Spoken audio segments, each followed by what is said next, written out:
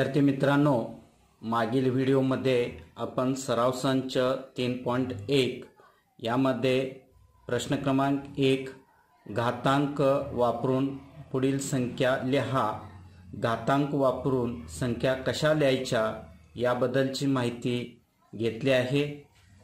प्रश्न क्रमांक 2 मधील खालील घातांकित संख्या कोणत्या संख्येचे कितवे मूळ आहे ते लिहा हेही आपण पाहिलेले आहे। या ठिकाणी आपल्याला घातांकित संख्या दिलेल्या आहेत आणि या घातांकित संख्या कोणत्या संख्येचे कितवे मूळ आहे हेही आपण पाहिलं आहे। आजच्या व्हिडिओमध्ये आपण संख्येचा घातांक m/n या रूपातील परिमेय संख्या असेल अशा संख्येचा अर्थ पाहणार आहोत। चला तर मग संख्येचा घातांक m/n या रूपातील परिमेय संख्या असतील तर अशा संख्यांचा अर्थ आपण पाहूया। यासाठी आपण एक उदाहरण आपण घेऊ। 8/2/3 घात। 8/2/3 घात। आता या संख्येचा अर्थ आपल्याला दोन प्रकारे लावता येतो। त्यातील पहिला अर्थ आपल्याला असा लावता येईल, 8चा वर्ग आणि कंसाचा 1/3 घात। 8चा वर्ग आणि कंसाचा 1/3 घात। आता हे आपण असं लिहू शकतो, 8च्या वर्गाचे 1/3 म्हणजेच घनमूळ। 8च्या वर्गाचे घनमूळ। आणि दुसरा अर्थ आपल्याला असा लावता येईल, पहा, 8चा 1/3 घात आणि कंसाचा दुसरा घात। पहा, आता हे आपण लिहिल्यानंतर याचा अर्थ कसा लावता येईल बघा, 8च्या घनमुळाचा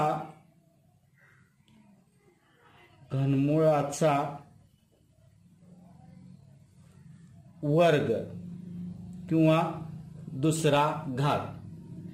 फक्त या ठिकाणी आपण काय केलं पहा, की या ठिकाणी 8चा 2 घात आणि कंसाचा 1/3 घात हे पहिल्यांदा घेतलं आणि नंतर 1/3 घात आतमध्ये घेतला आणि नंतर दुसरा घात हा कंसाचा घात घेतला।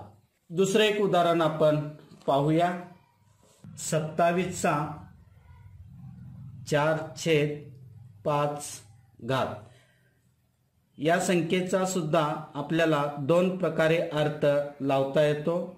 त्यातील पहिला अर्थ असा लावता येईल, पहा, 27चा 4था घात आणि कंसाचा 1/5 घात। लिहिताना आपण असं लिहू, 27च्या 4थ्या घाताचे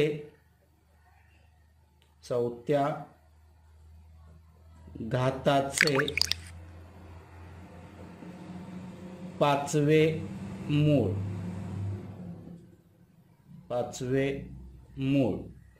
आणि दुसरा अर्थ आपल्याला असा या ठिकाणी लावता येईल। आता हे 1/5 कंसाच्या आतमध्ये घ्या, 27चा 1/5 घात आणि कंसाचा 4था घात। आता हे कसं लिहिता येईल बघा, 27चे 5वे मूळ, 27चे 5वे मूळ म्हणजे 5व्या मुळाचा 4था घात। घात या प्रकारे अर्थ लावता येईल. ए चा m छेद n घात, तर याचा दोन प्रकारे अर्थ कसा लावता येईल पहा. ए चा m घात कंसाचा 1/n घात कसं लिहिता येईल पहा. ए च्या mव्या घाताचे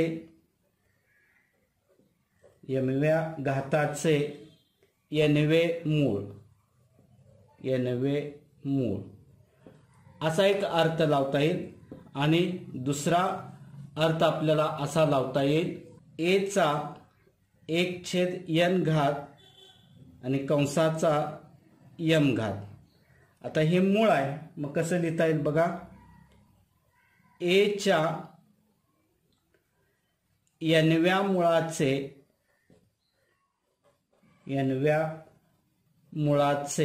किंवा nव्या मुळाचा mवा घात असं दोन प्रकारे त्याचा अर्थ आपल्याला लावता येईल. घात हा नेहमीच अंशस्थानी असतो आणि मूळ हे नेहमी छेदस्थानी असतं किंवा उलटही आपण म्हणू शकतो. छेदस्थानी हे मूळ लिहितात तर अंशस्थानी घात लिहितात. अशा प्रकारे आपण घातांक m/n रूपात असलेल्या संख्येचा अर्थ पाहिला. आता यावर आधारित उदाहरण संग्रह 3.2 आहे, तो आपण सोडवूया. सराव संच 3.2 प्रश्न क्रमांक 1. खालील सारणी पूर्ण करा. या ठिकाणी क्रमांक दिलेले आहेत, या ठिकाणी संख्या दिलेल्या आहेत. कितव्या मुळाचा कितवा घात या ठिकाणी आपल्याला लिहायचा आहे आणि कितव्या घाताचे कितवे मूळ हे या ठिकाणी लिहायचं आहे. पहिलं उदाहरण आपल्याला सोडवून दिलेलं आहे. 225चा 3/2 घात. आता कितव्या मुळाचा कितवा घात, मूळ हे नेहमी छेदस्थानी असतं आणि घात हा नेहमी अंशस्थानी असतो. त्यामुळं मूळ अगोदर लिहायचं आहे. म्हणजे 225च्या वर्गमुळाचा घात हा अंशस्थानी असतो, वर्गमुळाचा घन किंवा तिसरा घात. आता कितव्या घाताचे कितवे मूळ इथं लिहिलेलं आहे. घात हा अंशस्थानी आहे, त्यामुळे 225च्या घनाचे दुसरे मूळ किंवा वर्गमूळ. आता या ठिकाणी आपण दुसरं उदाहरण सोडवूया. दुसरं उदाहरण आपल्याला या ठिकाणी सोडवण्यासाठी दिलेलं आहे. पाहूया उदाहरण कसं आहे पहा. 45चा 4/5 घात. 45चा 4/5 घात. आता आपल्याला कितव्या मुळाचा, म्हणजे या ठिकाणी 45च्या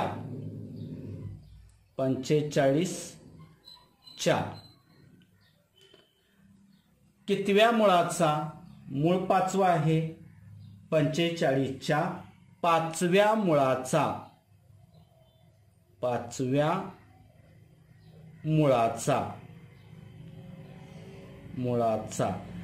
घात हा नेहमी अंशस्थानी असतो. 5व्या मुळाचा कितवा घात, 4था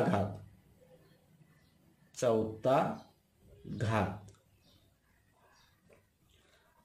आता या ठिकाणी बघा, कितव्या घाताचे कितवे मूळ, 45च्या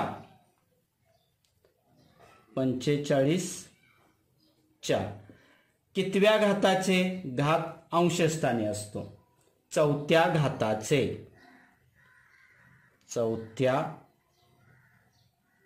घाताचे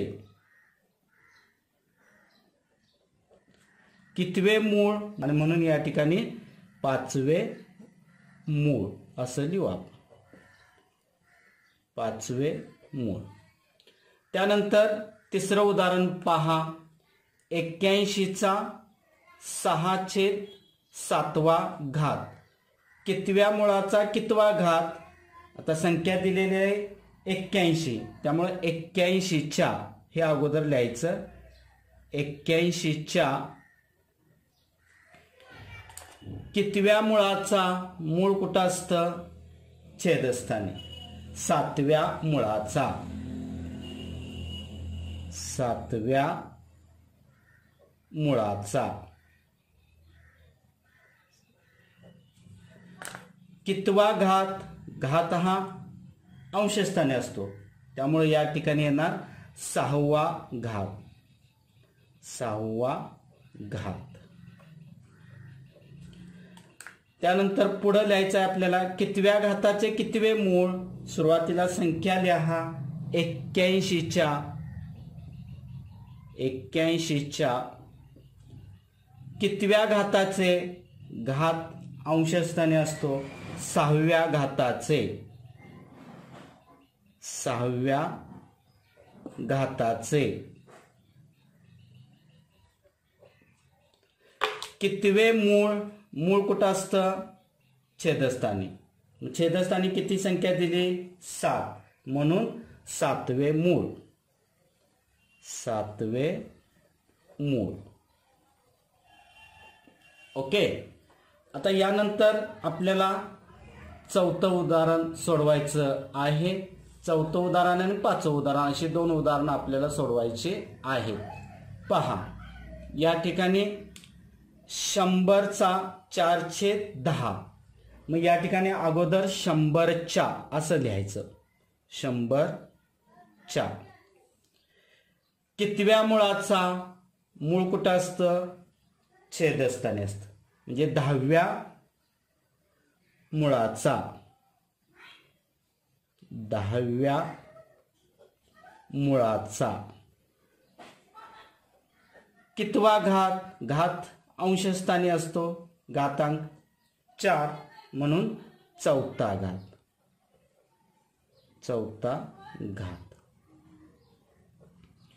पुढे कितव्या घाताचे कितवे मूळ. 100च्या घात किती आहे, 4. 4थ्या घाताचे. 4थ्या घाताचे कितवे मूळ, 10वे मूळ. 10वे मूळ. त्यानंतर 5वं उदाहरण. 5वं उदाहरण दिले 21चा 3/7 घात, म्हणजे 21च्या कितव्या मुळाचे, तर 7व्या मुळाचे.